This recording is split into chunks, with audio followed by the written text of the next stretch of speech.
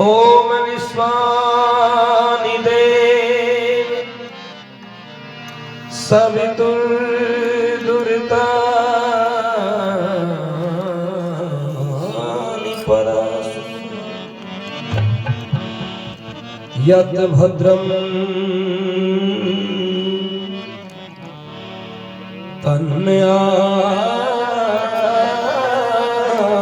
मे।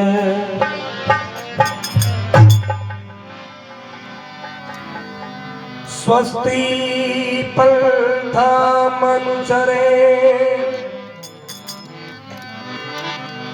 सूर्य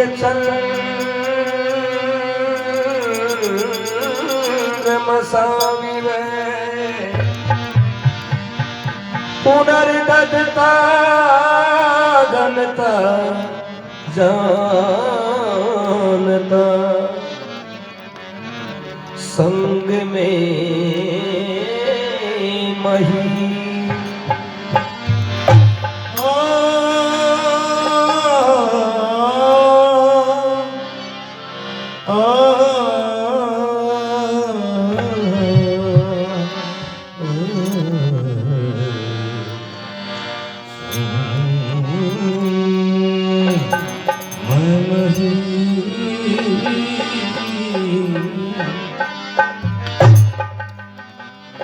उपासते जिस बुद्धि को देव पितृ विद्वान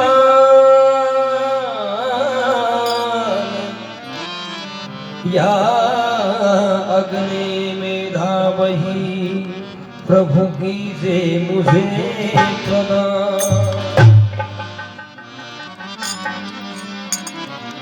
तेरी सत्ता के बिना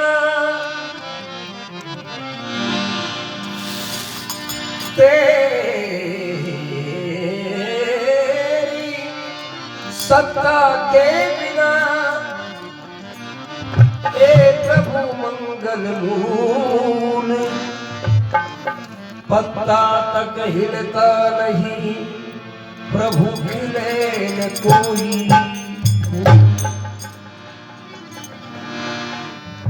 आदमी का जिस्म क्या है जिस पे सैदा है जहां, ये एक मिट्टी की इमारत और एक मिट्टी का मकान।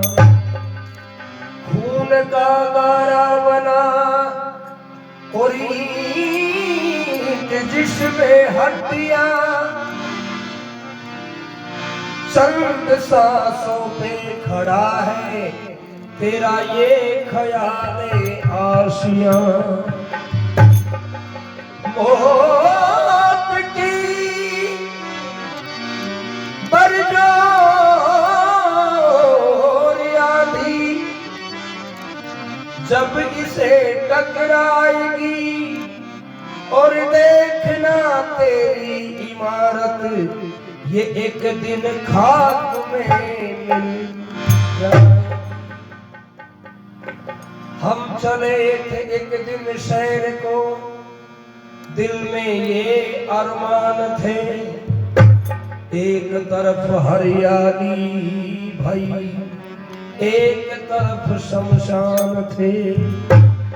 शमशानों में एक हड्डी पैर तले दबी, उस हड्डी के बयान थे, चलने वाले संभल के चल, हम भी कभी इंसान थे। इसलिए किस गफलत की नींद में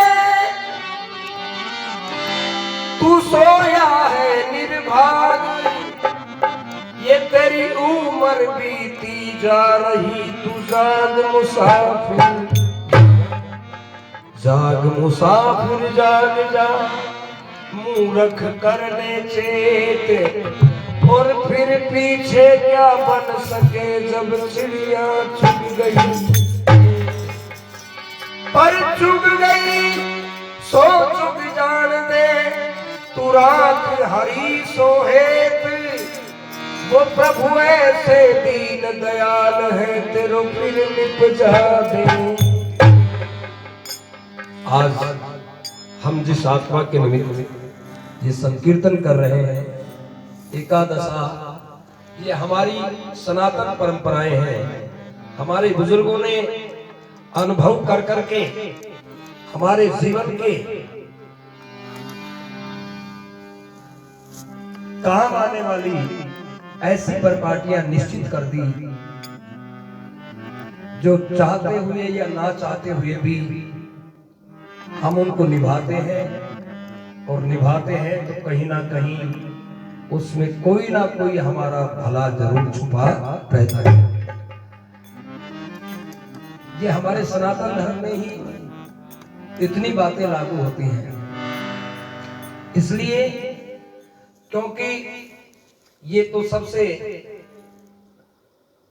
सार्वभौमिक सत्य है कि आए हैं सो जाएंगे राजा रंग फकीर, और कोई सिंहासन चढ़ चले कोई बता जाए जल्दी। इस बात को कोई नकार नहीं सकता कि जो आया है उसको एक दिन निश्चित जाना पड़ेगा, वो चाहे किसी दिन में हो, किसी धर्म में हो, किसी देश में हो, किसी हाल में हो, ये निश्चित है कि आया है सो जाएगा। और देखो एक सबसे बड़ी बात ये भी है कि जीवन भर आदमी हर काम मुहूर्त से करता रहता है, मकान बनाए मुहूर्त से, शादी करे मुहूर्त से करे, कोई ट्रैक्टर लाए या कोई साधन लाए तो मुहूर्त से करे, सारे कामों में अच्छा समय देखता है, और फिर भी वो काम सफल हो या नहीं हो ये कोई गारंटी नहीं होती है। लेकिन ये काम एक ऐसा काम है इसमें कोई मुहूर्त की जरूरत नहीं होती है, ये तो बिना मुहूर्त ही हो जाता है, और ये काम ऐसा निश्चित है कि इसमें कोई हेर फेर होता ही नहीं। तो इन सब बातों को देखते हुए हमारे बुजुर्गों ने अनुभव किया कि आखिर कोई ना कोई एक परम सत्ता है जो हम सबको कमांड करती है, नियंत्रित करती है, और हम सब उसी के अधीन हैं। वो जब चाहे जब अपनी पूंजी वापस ले सकता है। इसलिए हमें चाहे हम कितने भी काम करें और कितने भी लंबा जीवन जिए, लेकिन उस परमात्मा को कभी भूलना नहीं चाहिए। तो ये हमारे बुजुर्गों ने जो परिपाटी डाली है उसका उद्देश्य यही रहा है कि भाई और भी नहीं तो तू सारा जीवन गंवा दे, लेकिन जब ऐसा काम पड़ेगा जब तो तुझे उसको याद करना ही